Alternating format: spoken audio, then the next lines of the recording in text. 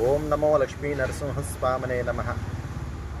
యావన మంది భక్త మహాశయులకు శుభవార్త.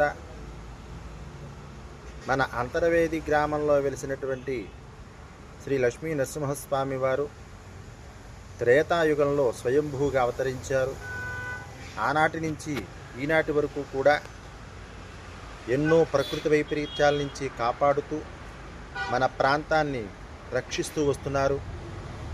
కోరిన కోరికలు తీర్చేటటువంటి కల్పతరువుగా, అద్భుతమైన శక్తివంతమైనటువంటి శక్తిగా శ్రీ లక్ష్మీ నరసింహస్వామి వారు మన ప్రాంతంలో, అంటే ఆయన దగ్గర మనం పుట్టడం అదృష్టం. అటువంటి స్వామివారి యొక్క బ్రహ్మోత్సవాలు అనగా వార్షిక కళ్యాణ బ్రహ్మోత్సవాలు మాఘశుద్ధ సప్తమిలాగా అయితూ 9 రోజులు జరుగుతూ ఉంటాయి.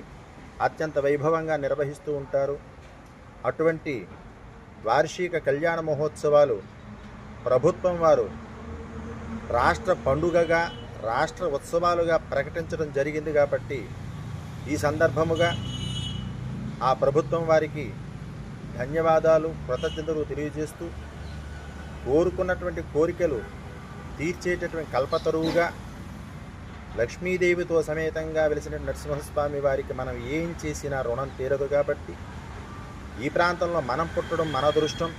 ఈ స్వామివారి సన్నిధిలో మనం పుట్టడం, మళ్ళీ జన్మంటూ ఉంటే ఈ స్వామివారి సన్నిధిలోనే మనం పుట్టాలని కోరుకుంటూ, ఈ స్వామివారి యొక్క కళ్యాణ మహోత్సవాలు రాష్ట్ర పండుగగా ప్రకటించడం చాలా హర్షణీయం, చాలా సంతోషకరం, చాలా గర్వంగా ఉంది.